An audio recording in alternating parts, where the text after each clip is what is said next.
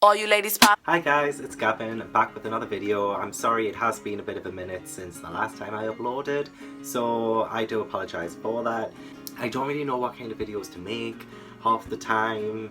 So today I thought I would bring you a recent haul video because I spend way too much. I might have to do 2 of these a month because I buy far too much. I think I've spent over £200, maybe 250, maybe 300? Since the last haul I did, and in my defense, some of those were books for me, so I'm such a good Samaritan. I have 11 books to show you today. I'm really excited about them, so I really wanted to share them with you guys, and I just wanted to give you another video because I don't want to leave you guys high and dry with the last video I did. I think it was like 2 weeks ago, and since then it's been my birthday, things have happened, I don't know. And I just thought, just do it. Do it, do it, do it, do it now. I'm going to start off with the most expensive books, and those were Game of Thrones and A Clash of Kings. Hardback editions, these are £75 each, and fortunately I do have my discount, so I only paid £37.50 each for these, but they are gorgeous. Can you see? Can you see the beautiful sides of those? I love the side of that as well. This is the way I have it on the shelf, the 1 and the 2, and then hopefully I can get 3, 4 and 5. And yeah, these books are beautiful. I love Game of Thrones, bar that last episode that just aired, aka the penultimate episode, The Bells. And other than that, the show is dead to me.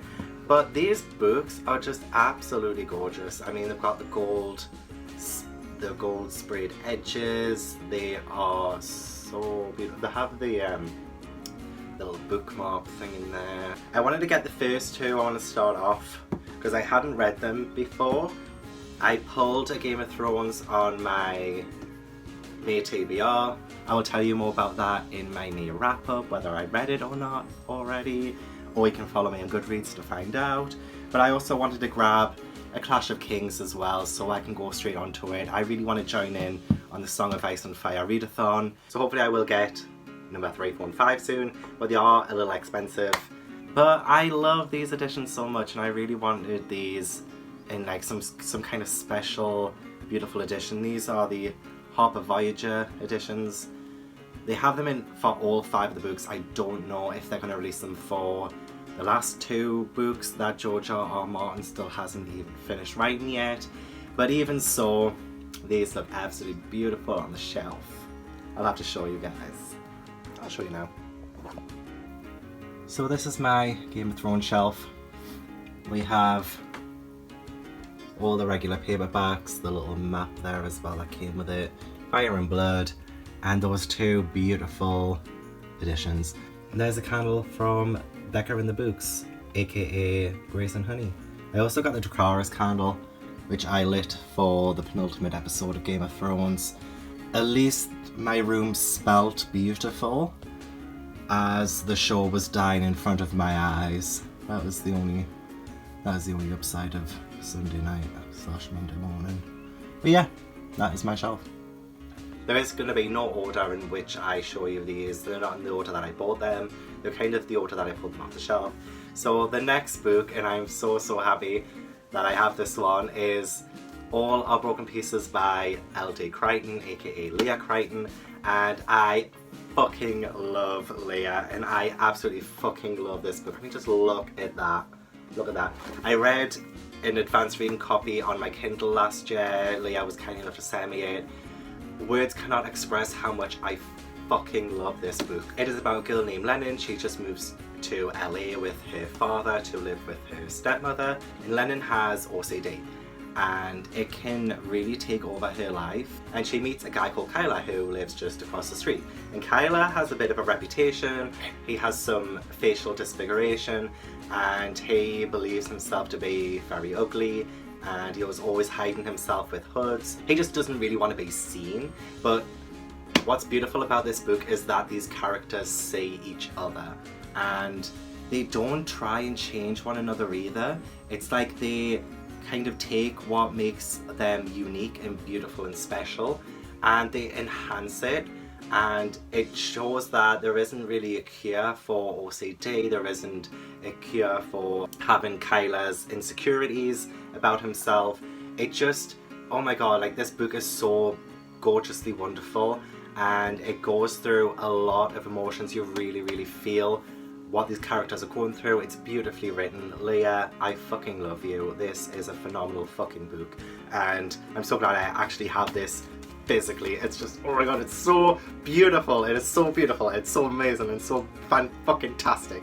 I totally recommend this. This is a fantastic book for people who want to read more on mental health. It's done so beautifully well, and yeah, I cannot recommend this book enough. I just love it. I just love it. I just love this book. I love this book so much. Oh, I'm so glad I have it. And what else is so amazing as well is OCD. It's just like, even the cover is fantastic, beautiful, clever, creative, amazing.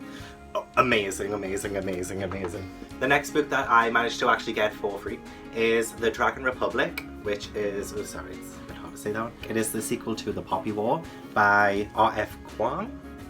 And I actually haven't read The Poppy War yet, but I saw this pop up on HarperCollins's Proof Party. So the Proof Party is for booksellers, and they can request the books that come up during this Proof Party on Twitter. I just saw this one, I thought I just have to have it. I mean, I've heard so many great things about The Poppy War.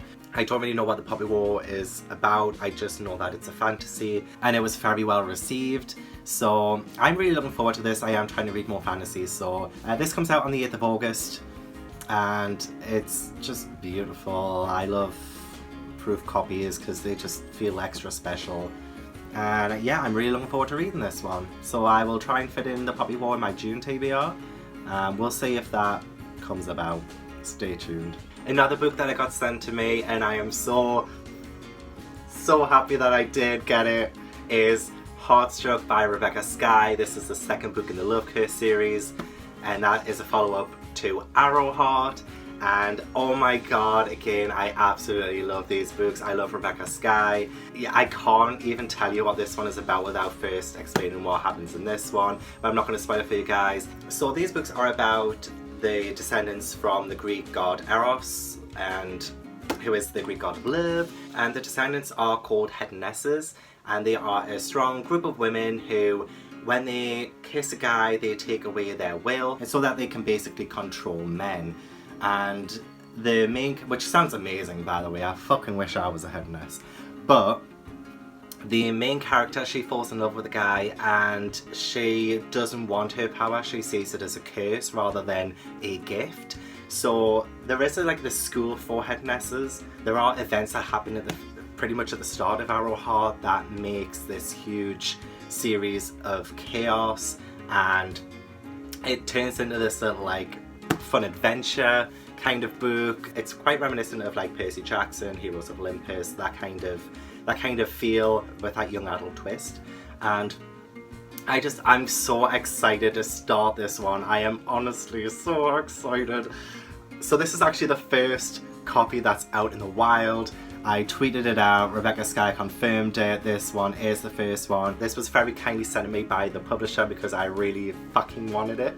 And there's not really much more I can say about this. But this one comes out on July 11th, and just seriously pick up both of these books. I mean, it's like, oh, and they're so beautiful. Like, oh gosh, look, and that is the first one. That is the first one, and it's so beautiful, so beautiful. So yeah, pick up the Love Curse series by Rebecca Skye. Fantastic.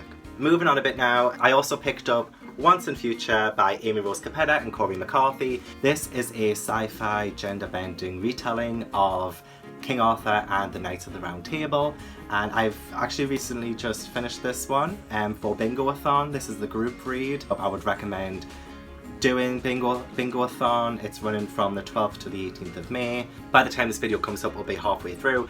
But what's great about Bingoathon is that you can read just the one book, you can read 3, 5, 9, whatever. As long as you fill the bingo board. I will linking the announcement videos downstairs. It's run by Ola Quinn, as well as Cody at Cody's Book Corner and Natasha from my reading is odd, I believe. I would definitely recommend checking this out if you like science fiction, if you like the King Arthur legend. I don't really read sci-fi, but I'm definitely branching out a bit more with that too. And speaking of sci-fi, I had Ready Player One, which came up in my Bookopoly. This came up as my sci-fi role. I didn't have it at the time, but I picked this one up because I will read it. I'm actually going to read it for Bingoathon, so I'm going to read this one this week. I really enjoyed the film. I thought it was really fun. I really enjoyed the story in the film, so I'm really excited to read this one, and I've heard that the book is better, so that's going to be pretty fantastic. What it's about is, it's set in the future. There is this oasis where people can tune out of real life and go into this cyber world called the Oasis, where, I don't know, loads of things happen. Like, you can make money, you can do racing, you can, I don't even know how to explain this, but it's like this virtual reality thing, so it's hard to explain even though I've seen the film twice now. And yeah, it's really good.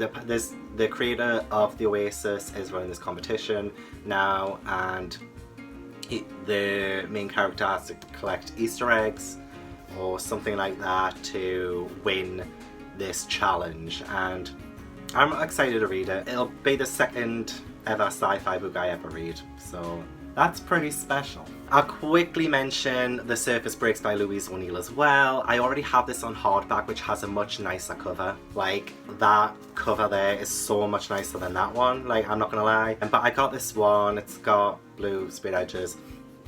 Well, one side of it's blue sprayed edged. And I got this one because it's my team pick in the Waterstones I work at. I've done a beautiful display with this one. I wanted to get it just because it's like a Waterstones exclusive. It has a bonus chapter, it has the nice edges, and I do like paperbacks. So The Surface Breaks by Louise O'Neill is a reimagining of The Little Mermaid. It is a lot. I've already read it, and I did enjoy it. It's quite dark, but I enjoyed it.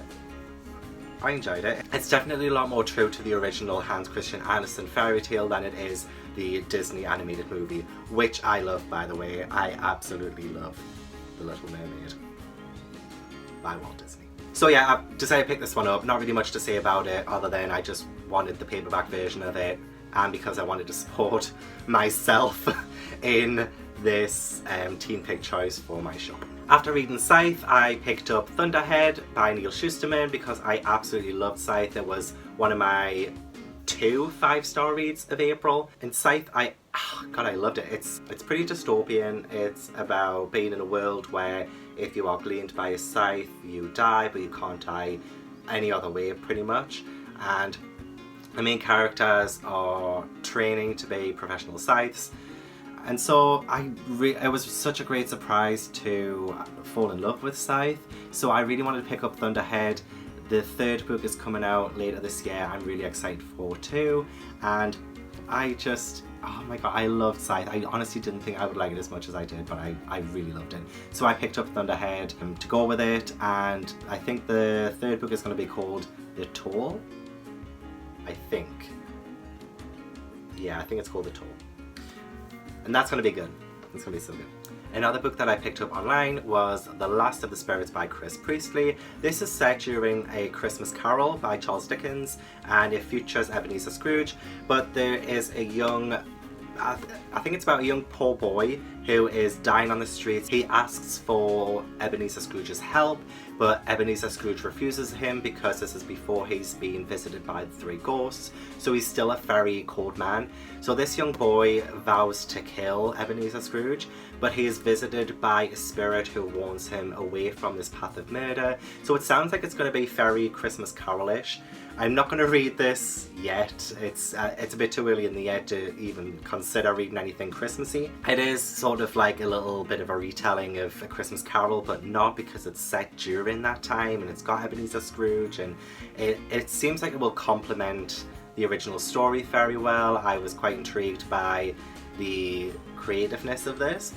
This has been on my TBR for a while. I saw it quite cheap online, so I thought let's do it. No, I'm not going to do it. And the last book that I'm going to show you is Malamander by Thomas Taylor. This is the current Waterstones Children's Book of the Month, and with me being a children's bookseller, it's great for me to read these so I can recommend them.